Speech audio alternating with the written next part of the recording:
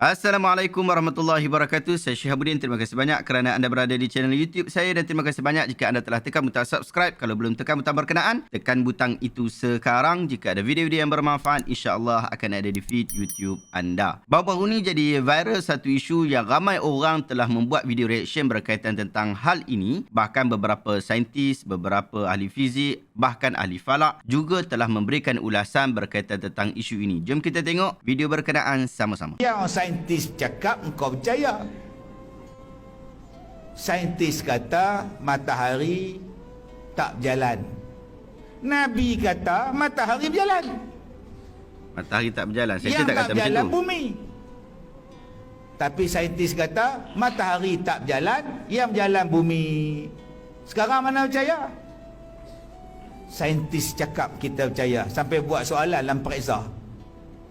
Matahari menjadi Bima Sakti. Dalam galaksi Bima Sakti, planet-planet akan mengelilingi matahari. Pluto mengelilingi matahari dalam tempoh sekian-sekian.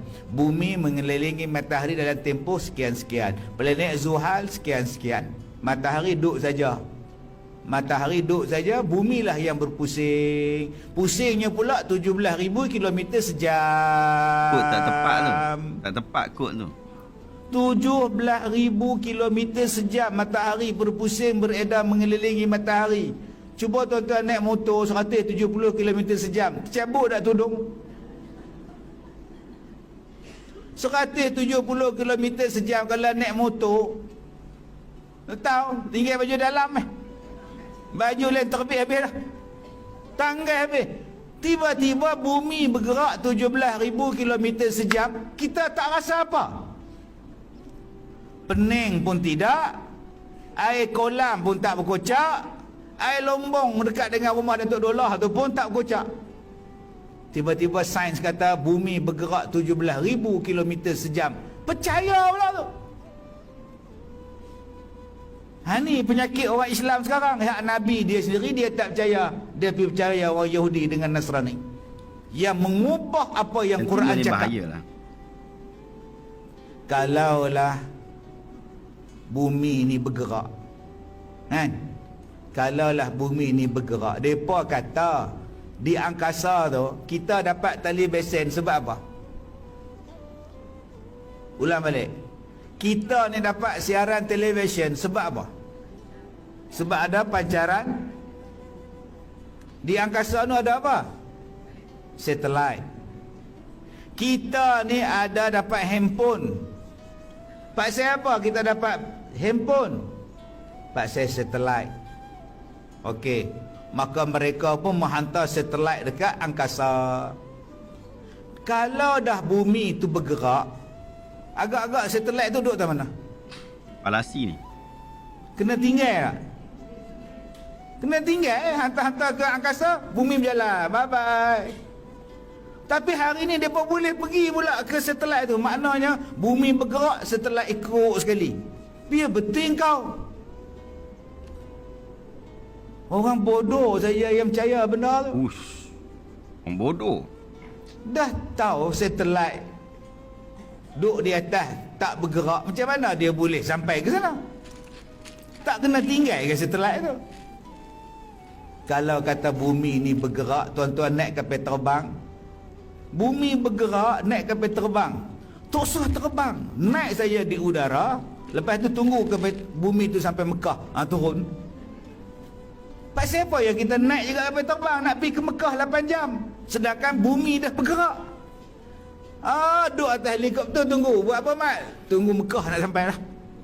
Elok Mekah sampai dia pun landing. Tak, kita tetap kena naik kapal terbang. Pasal apa? Pasal bumi tak bergerak. Yang bergeraknya siapa? Matahari. Yang bergeraknya siapa? Bulan. Sekarang pukul berapa? 9 berapa tau? 9.45. Matahari tang mana? Pukul 12 lagi matahari tang mana? Tah bala. Saat lagi pukul 4.30 matahari di mana? Maknanya yang berjalan dia, bukan bumi. Bumi duk lagu ni. Duk lagu tu bumi. Lagu apa Ustaz? Lagu rock. Tak faham-faham orang cakap. Jadi apa dalilnya bumi itu? Apa dalilnya matahari berjalan? Dalam surah Yasin. Ayat yang kita baca tadi, wasyamsu tajri limustaqarrin laha. Matahari itu berjalan pada paksinya. Oh, paksi. Jadi yang berjalan ialah matahari, yang berjalan ialah bulan. Bumi duduk diam-diam.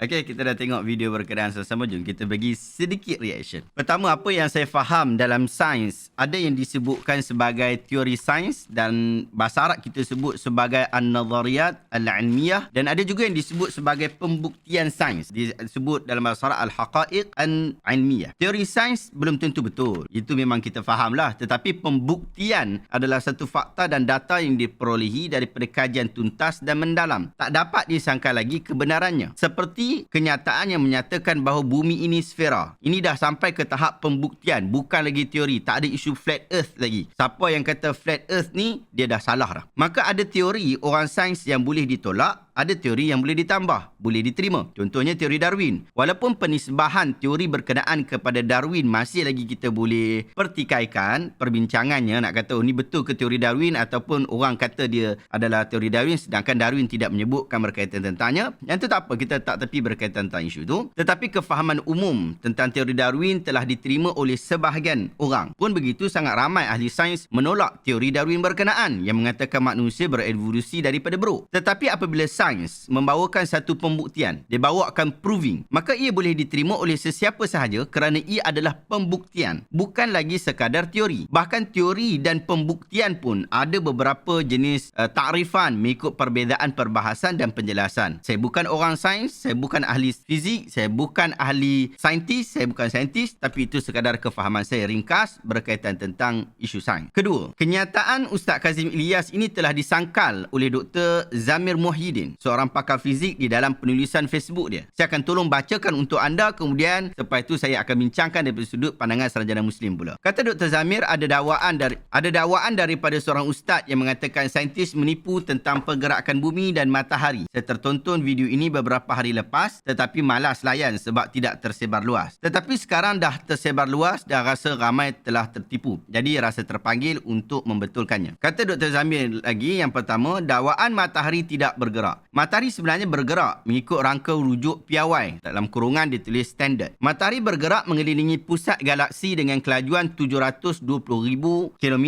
per jam dan bumi juga mengelilingi matahari. Saintis tidak kata pun matahari tidak bergerak. Semua objek samawi secara tabiinya bergerak. 2. Dakwaan bumi tidak bergerak, baca tidak berputar. Bumi berputar dengan kelajuan sekitar 1,600 km sejam. Putaran bumi dapat menjadi salah satu tandanya berlakunya siang dan malam. Kalau bumi tidak berputar, tiada kejadian siang dan malam. Kita tidak terasa gerakan bumi sebab kita, atmosfera, pokok dan segalanya di bumi ikut bergerak sekali. Ia ibarat anda duduk dalam kapal terbang yang bergerak selaju 900 km sejam. Kita tidak rasa gerakannya. Tidur pun nyenyak. Duduk dalam kereta mahal dan berat, kalau gerak laju pun tidak terasa kelajuannya. Kalau naik kereta api berkelajuan peluru berpandu, kita tuang air dalam cawan pun air tidak lari dan tidak berkocak. Sama konsep macam putaran bumi. Puncanya adalah inersia. Yang ketiga, berkenaan satelit. Sebenarnya satelit bergerak. Ia bergerak mengelilingi bumi. Malah ada satelit bergerak lebih laju daripada putaran bumi, iaitu sekitar 11,300 km sejam. Memang tidak duduk diam. Berapa kali satelit mengelilingi bumi bergantung pada fungsinya. Ada yang mengelilingi bumi sampai 19 kali sehari. Kalau satelit TV dan komunikasi mengelilingi bumi, sekali sehari. Dengan kata lain, satelit TV sentiasa berada di koordinat yang sama dengan permukaan bumi. Jadi dongak pun ia tidak lari ke mana. 4. Kalau bumi bergerak, kenapa kapal terbang tidak terapung saja dan biarkan bumi berputar sampai ke destinasi? Sebabnya, kapal terbang di darat telah pun mempunyai kelajuan mengikut kelajuan putaran bumi. Apabila ia mula berlepas, ia akan bawa kelajuan itu sekali dengannya, ikut hukum inersia. Suatu objek itu akan terus pegun ataupun terus bergerak sehinggalah ada daya yang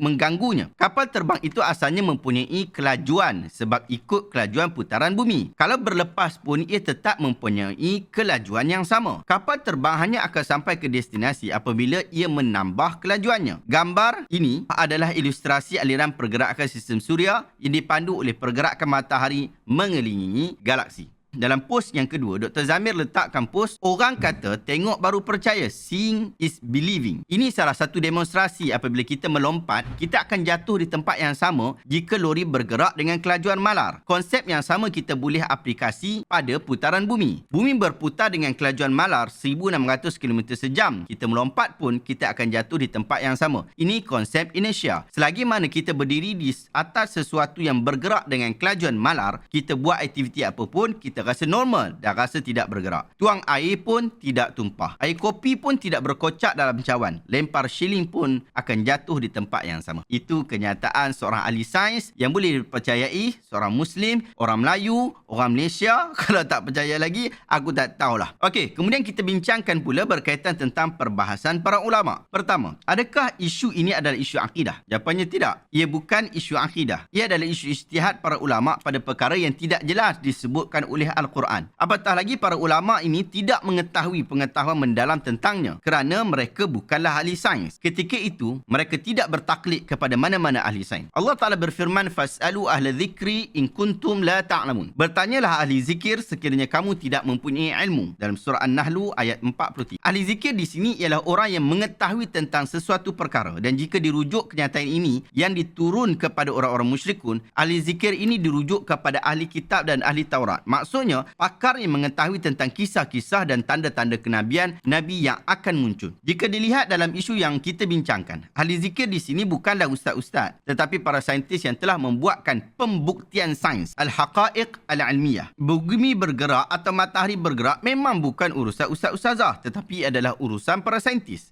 Apatah lagi kita mempunyai saintis-saintis Muslim, mukmin yang boleh dipercayai seperti Dr. Zamir Muhyiddin. Rujuklah mereka di dalam mengusulkan perkara-perkara yang melibatkan bidang mereka. Jangan risau, Al-Quran tak akan bercanggah dengan pembuktian dan penemuan sains, tetapi penjelasannya adalah daripada orang yang berkelayakan. Kedua, kita kena fahami kaedah yang telah disebutkan oleh para ulama. Wahyu Allah yang qat'i, yang pasti benar, tidak akan saling bercanggahan dengan realiti akal yang qat'i juga, yang pasti benar. Realiti akal kerjanya adalah menguatkan wahyu Allah yang pasti benar itu, yang qat'i. Sekiranya berlaku percanggahan, maka salah satunya pasti berada dalam kategori zanni, iaitu masih lagi boleh diragui. Sekiranya terdapat dua yang zanni, maka wahyu yang zanni itu mesti didahului berbanding zanni akal. Sehinggalah datangnya pembuktian akal, barulah didahulukan zanni al-akal dekat situ. Itulah kaedah yang diterima dalam kalangan ahli akademik Muslim, mukmin. Lalu, dalam hal ini, ada pembuktian sains yang kita kata telah qat'i. Demikian juga telah ada nas yang qat'i. Ketiga, apakah yang bergerak? Matahari bergerak ke? Bulan bergerak ke? Bumi bergerak ke? Atau semua tu bergerak? Kita telah faham apa yang disebutkan oleh saintis berkaitan tentang isu ni. Dr. Zamir telah jelaskan tadi. Kedua-duanya bergerak dengan cara tersendiri. Tetapi bagaimana pula pandangan para ulama berkaitan tentang hal ini? Saya membaca beberapa kenyataan Syekh Muhammad Saleh Al-Utsaimin rahimahullah dalam bab ini. Beliau membawakan ayat 258 surah Al-Baqarah.